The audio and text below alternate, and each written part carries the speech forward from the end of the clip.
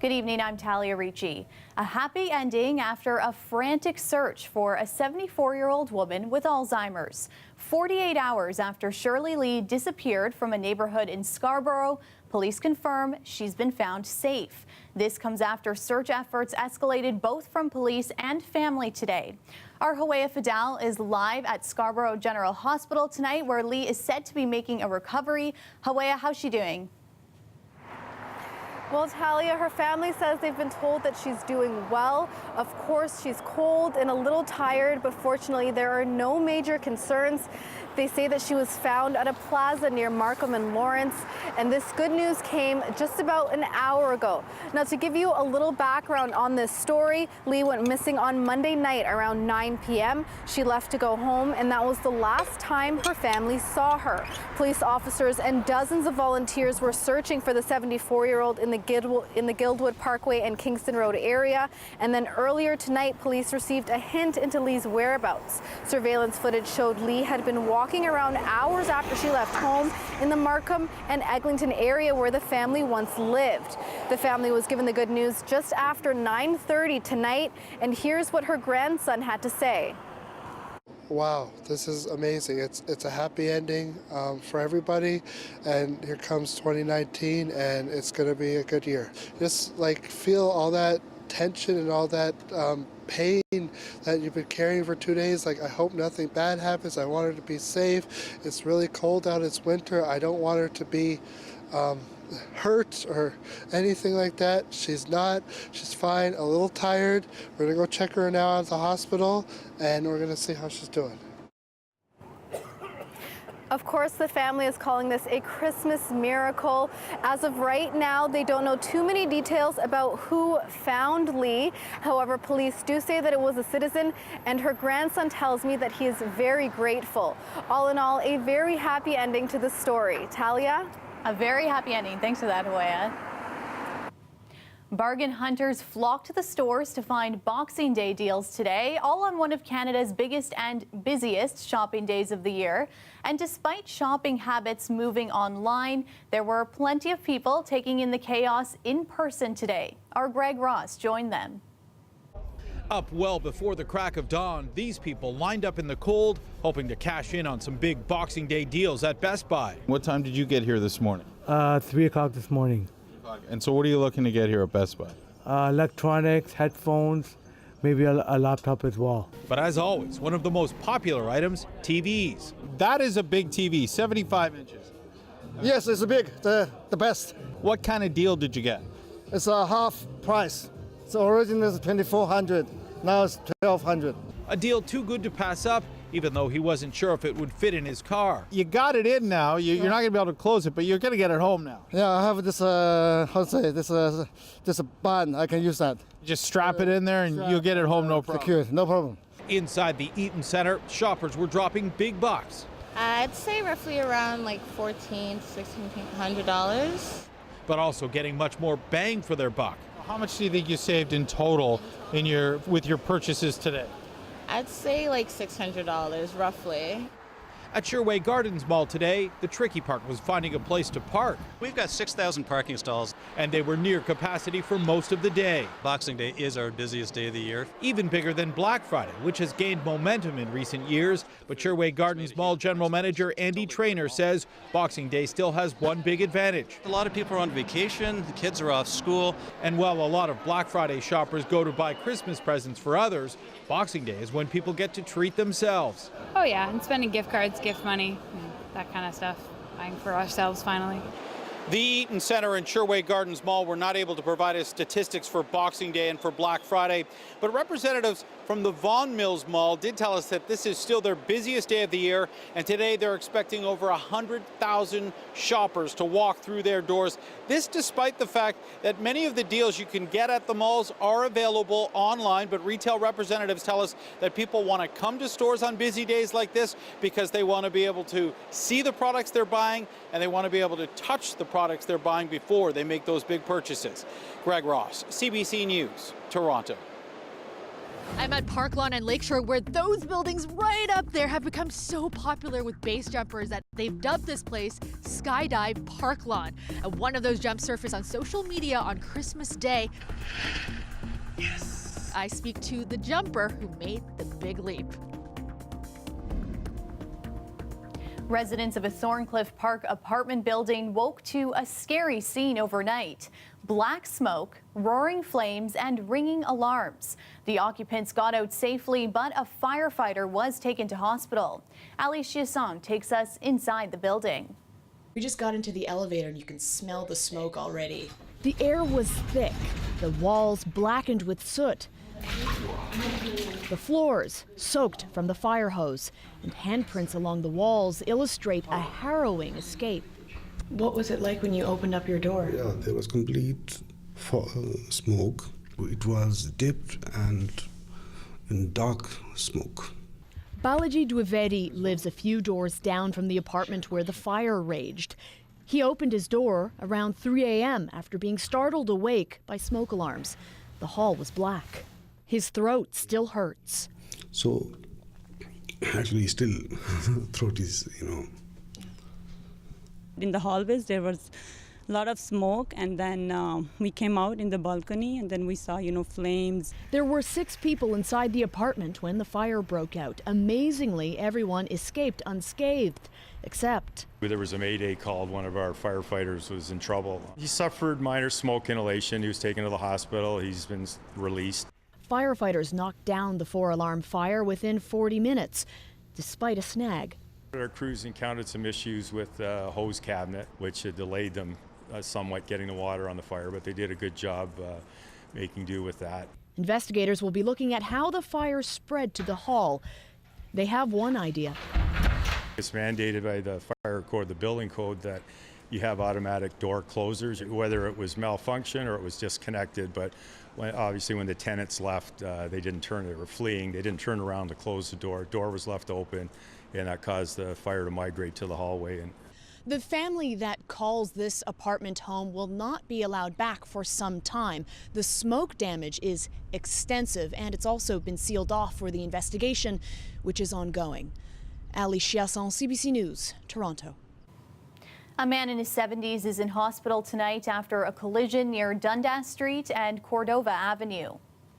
It happened around 7 p.m. Police say the man was walking in the area and his injuries are serious. The driver remained on scene. 2 lanes are closed on Dundas Street for the investigation.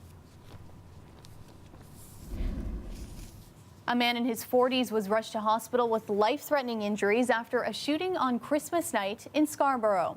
Police were called to a high-rise building on Shepherd Avenue East just before midnight.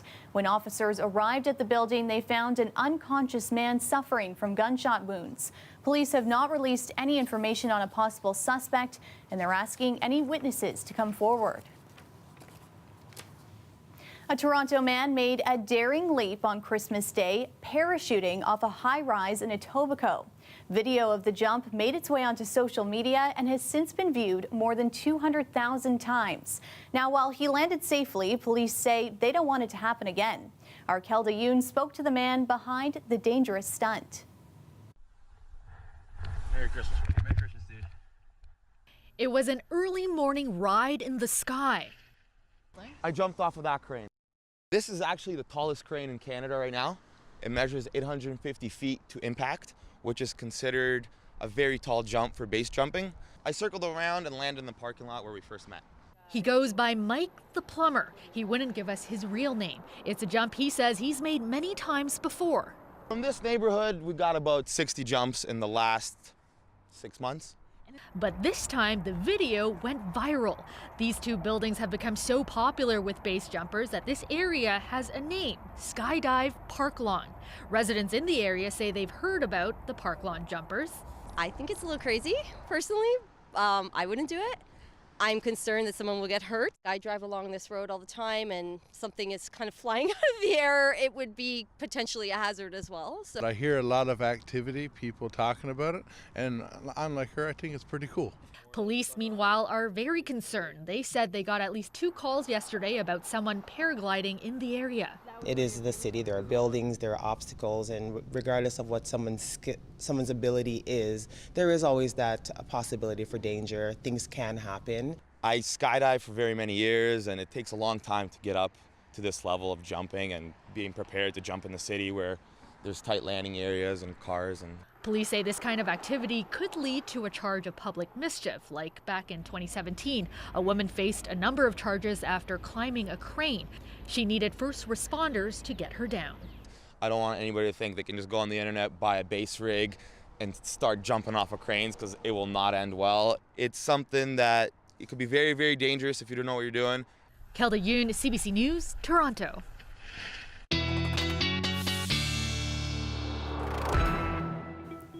Meteorologist Janine Bejnath-Rodino joins us now for a first look at our forecast. I just had a white Christmas in Guelph, but then I came back to Toronto. No white Christmas here. Also very cloudy, yes. That's right. And you know what? For the next couple of days, we're not really dealing with snow. It's going to be more so rainfall for Friday. Let's take a look at what's ahead. Mostly cloudy conditions for tomorrow, but as we head into the evening and overnight, we're seeing a massive system that's moving through, and associated with that will be the rain showers for most of southern Ontario. As we head towards the north, it'll be a freezing rain story, and then snow even further north. For tonight and into the overnight, we're dropping to about -8 under partly cloudy skies, feeling closer to -10 with a wind chill. Tomorrow afternoon, we're warming up to about 4 degrees, feeling closer to -3 with the wind chill. Mostly cloudy for tomorrow, again, before the rain moves through into the evening and the overnight, and then temperatures will warm up. I'll have a look at your extended forecast coming up later in the show. Thanks, Janine. You're welcome. On Friday nights, we have good music. We've got really good jazz and really good singers, and we tell stories. It's a place where retired artists can go for support, and it's celebrating a milestone. Coming up a little later, we'll take a look at the last quarter century of the Performing Arts Lodge. Stay with us. We'll be right back.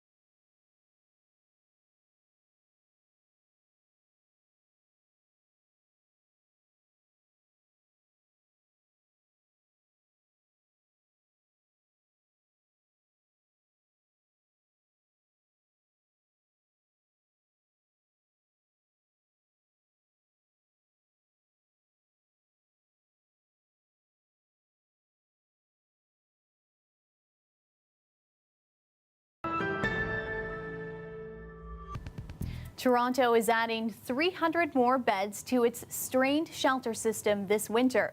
While the addition will get people out of the cold, housing advocates say it isn't a permanent solution. Many are urging Toronto to look at Helsinki, Finland, where there are only 52 emergency beds, and that's because that city has focused on permanent housing instead. Natalie Nanowski explains. Relaxing with a cup of coffee is a ritual Simon Dar cherishes. I purposely get up at 5, just sit out there, have a smoke, and just take a deep breath saying, thank you, God.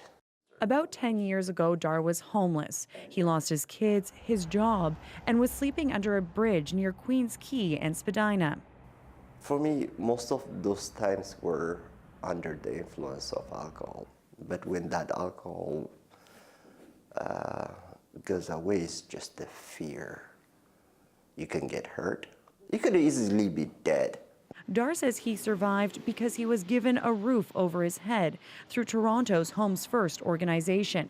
It rents subsidized units to homeless residents with no strings attached. Finland has had a similar strategy for 30 years, where the homeless are given permanent housing first, then offered services for things like addiction and mental health issues. The long-term homelessness has reduced by 35%. But I think that the main thing is that we don't have street homelessness, people are sleeping rough as a phenomenon anymore. Housing advocates say Toronto is in a state of emergency. Currently, the city is adding 300 temporary beds to deal with the immediate problem. The long-term solution is a promise of 40,000 affordable homes built in the next 12 years. But advocates like those at Homes First say the housing can't come fast enough. We have almost 2,000 people on our waiting list. Mueller admits that the approach is more costly in the beginning, but says it saves money in the long run. A Finnish university found that the program there saves taxpayers about $23,000 a year. We know when people are homeless, their costs to the criminal justice system and hospitals goes up dramatically. As for Dar, he now has his own apartment and full custody of his 2 kids. Natalie Nanowski, CBC News, Toronto.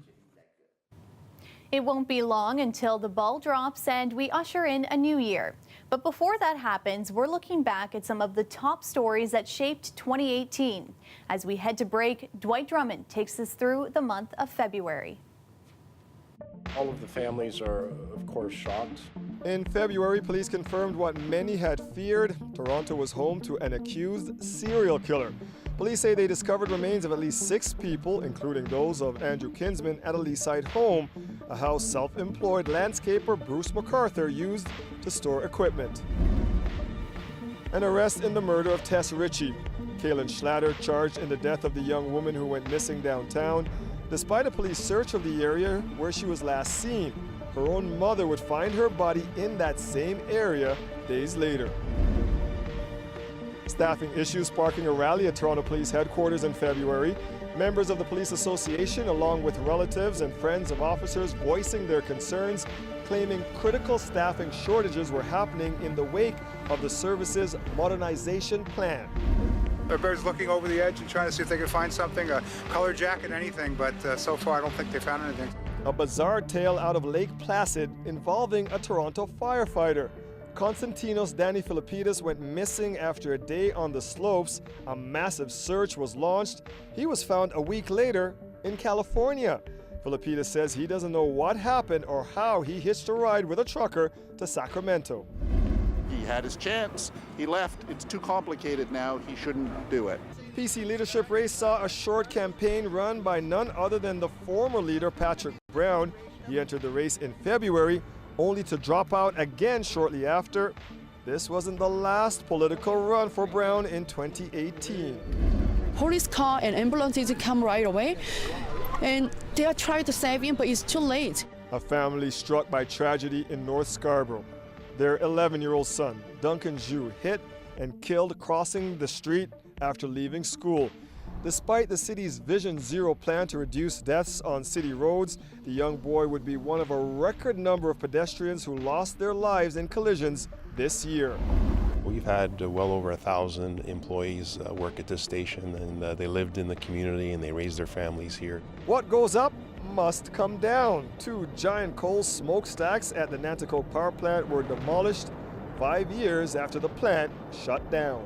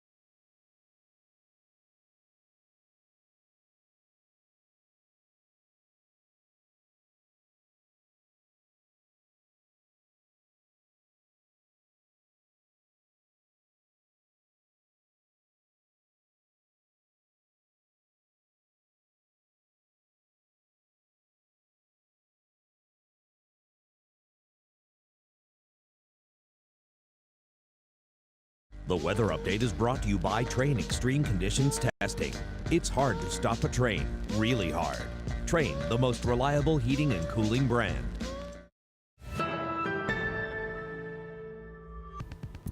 A long career in the arts may not always be lucrative, and once retired, many musicians, artists, and actors actually live below the poverty line. But a unique social housing project in our city is changing that. They're celebrating their 25th birthday. Philip Lee Shannock takes us inside the Performing Arts Lodge on the Esplanade. I always knew. From the time I was 8, I knew what I wanted to be. They say my Roman nose. Pam Hyatt has never looked back. From her first paid gig in 1957 through the 60s and 70s, she's done it all. God gave me a rubber face and a sense of comedy timing. But working in front of the bright lights in Canadian film, television, and theater has not always been very lucrative. So I had to go on welfare, and that was staggeringly embarrassing. 25 years ago, Toronto's Performing Arts Lodge opened on the Esplanade. The charity provides affordable housing, support, and community for older members of the city's performing arts scene. Sure, but it'll cost you. Money's no object. And even steady work on a regular series doesn't always translate into anything close to a pension. Bits and pieces of money trickle in for things that, we all did years ago, but nobody can retire on that. But PAL has become so popular, there's a 5-year wait to get into one of the 200 rooms. Now they hope to expand, and a fundraising drive is planned. It's a great way to continue living within your means. As for Pam Hyatt, she's made a comeback as a YouTube star. In a rent-geared to income facility, she's now had to pay more, but says it's worth it to live among friends. We understand the nuttiness, the zaniness of each other's lives, and we are delighted to be together and to help each other. More than just a roof over her head, PAL has created a community for those with a common passion. Philip Lee Shannock, CBC News, Toronto.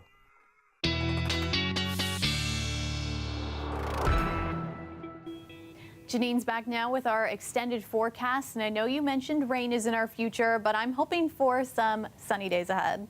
I think so, but first we're going to have to deal with the showers that are moving in. In fact, for tomorrow, it's going to be partly cloudy skies, and then we'll see the showers start to move in. For southwestern Ontario, this is what we can deal with for the overnight. Temperatures hovering around the 0-degree mark. Winds out of the east at around 20 kilometers per hour, gusting to about 40. And then for tomorrow, still fairly windy. Those temperatures are fairly mild for the daytime high, around 8 degrees. And then those showers start to move in as we head into the evening and into the overnight. For the Golden Horseshoe, well, we're sitting around -8 for the overnight low. The wind chill is going to feel closer to -10, -11 for Toronto, and as we head towards Markham and Oshawa, closer to about -20, with the winds out of the northwest at around 15 kilometers per hour. Tomorrow, 4 degrees for the high, and I want to time out this massive system that's moving in from the south right now. You're going to see that tomorrow it's going to be a mixture of sun and cloud, and then for the evening on Thursday, that's when the showers move through. Further north, it's going to be a rain-snow mix and the chance of seeing some freezing rain. This is for Algonquin area, Parry Sound, east towards Ottawa as well. You're going to have to deal with the freezing rain. So this is what we can expect for most of the day tomorrow. Mostly cloudy skies, 4 degrees for the high into the overnight. And for Friday, that's when we're going to see periods of rain move through, and those temperatures are going to be well above seasonal for this time of year, 11 degrees. Then we drop down to about -3, feeling more like seasonal for Saturday, the chance of flurries, and more like seasonal for Sunday into Monday, and drier conditions ahead. That's a look at your forecast. Thanks, Janine. You're welcome. It's present time at the Toronto Zoo. For the next 2 weeks, animals will get new surprises each day. We'll tell you why next.